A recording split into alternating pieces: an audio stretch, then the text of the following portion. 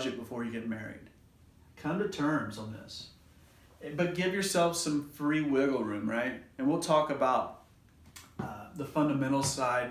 We're kind of getting into the technical side, but the fundamentals talks about both the spiritual and the mindset applied to the technical and how to live this out, right? How to live on a working budget, right? And what are those goals? You know, we all have to have some type of goals that we're heading towards, right? The thing about a budget sheet is you can put everything on there, right? So there is no emergencies, right? There is no, refrigerator went out and I got to buy a new ice box, right? What do? You don't go put it on a credit card. You have an account with money in it setting in there so you can just go buy cash, okay? You want to be able to have money set aside for future expenses. Your car will always need an oil change. It's going to always need gas unless it's sitting out there in your parking lot. Your car will always need repairs, tires, upkeep, miscellaneous expenses. Just this past week, my brakes were bad. I had to put new brakes on. So I had money in a savings account here for car repair, right? So you can just go pull money out of that. It didn't take money out of any of these others. The thing about it is when you have a budget here, I have $2,000 a month coming in. If I have $150 left over, I can put that where I need to. But if I don't have a savings account for Christmas, or if I don't have an account for home repairs or auto repairs, you should apply a little bit of that extra to each of those accounts.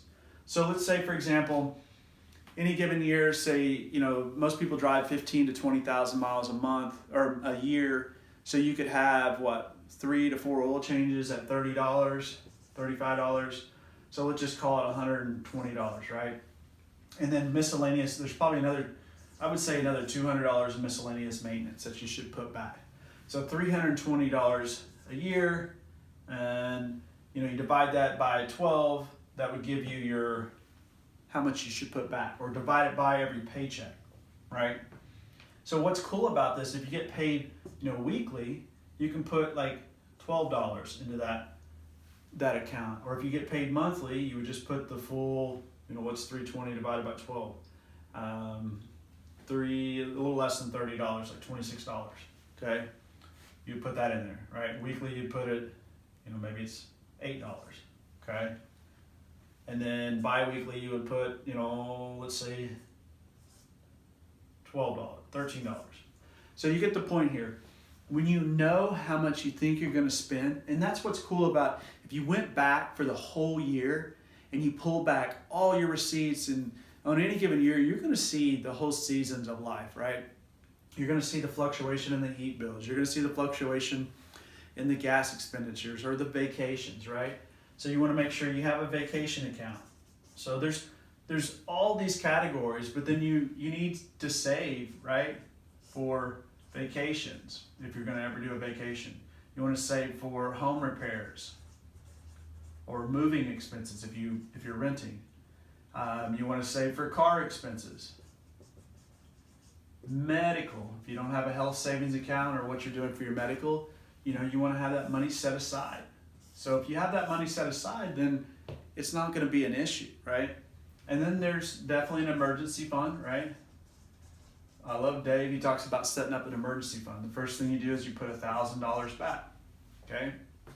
Next thing you do is you save up to 6 to 8 months of your living expenses, meaning if it cost you, $2,000 a month to live, then you need to have $12,000 in a savings account there for emergency. An emergency means an emergency, not because you want to go buy a new car because you got $12,000 sitting in a bank account. This is to get you through an emergency. Let's say you got hurt and you couldn't work for 6 months. This will pay for all your living expenses so you don't rack up debt again. So the savings is really important, and you can't figure out how much you got to save until you know where you're at. That's why it's so important to go through each category and understand how much you're spending, and if there's any of these categories that just seem to be unnecessary, right? Is your heart in the right place for these? So as you go through each category, you also want to have the savings account that's correlated, right? You're always going to have home repairs or moving expenses. You're probably going to have upkeep to your home. It doesn't matter if you're renting or not. You're going to be buying stuff for your house. You're going to be, fixing it up. So there's always home repairs, especially if you own a home. There's new roofs, there's water heaters, there's plumbing issues, there's all those things that continuously happen, and you want to have money set aside. Same way with car expenses. There's always going to be car expenses. You're always going to have to change the oil. You're always going to have to change, brakes and tires and all those things. So those add up. So have money set aside for that. Unfortunately, there will be future medical bills. You'll get sick. You'll have urgent care. You'll have these things that happen. So having money set back for that. And then just a general emergency fund, right? When all else fails, something happens, and you need to fall back on that $1,000, or if you've got out of debt and you want to put the 6 to 8 months living expenses back, you are set. You are free. And then the goal here, besides just getting on track of all your expenses, the goal here is to start sowing, right? You want to go out and find new ways to sow, okay? And that's the income. So if you're stuck on a fixed income, right, you need to start using any of your talents to go out there and generate some kind of income. There's so many different ways to create income in this world today.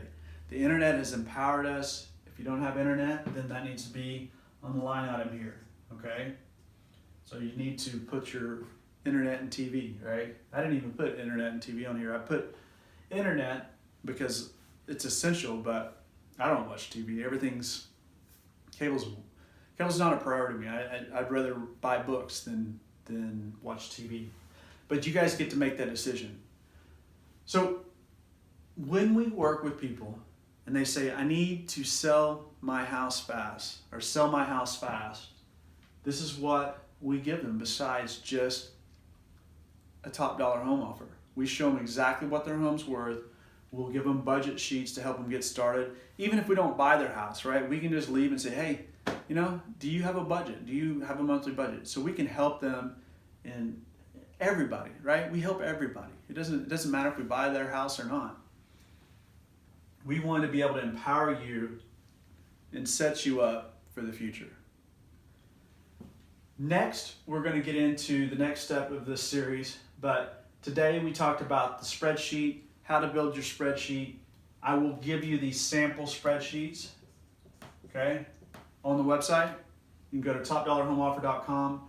We buy houses Tulsa. If you're saying, I need to sell my house fast, then you come to the right place. You can call us at 918-212-5442 and just ask us any question. It doesn't matter about real estate, maybe it's finances. We're here to help no matter what situation you're facing. So this is a continuation of a series of breaking debt. If you want to watch the other series, they're on our YouTube channel. Subscribe if you're watching, hit the like button. We appreciate it. And we are here to give back. So if there's other topics, feel free to drop them in the line there.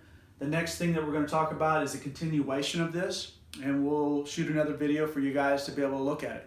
Again, it's Bucky with Top Dollar Home Offer. We buy houses Tulsa. And if you say, I need to sell my house fast, then give us a call.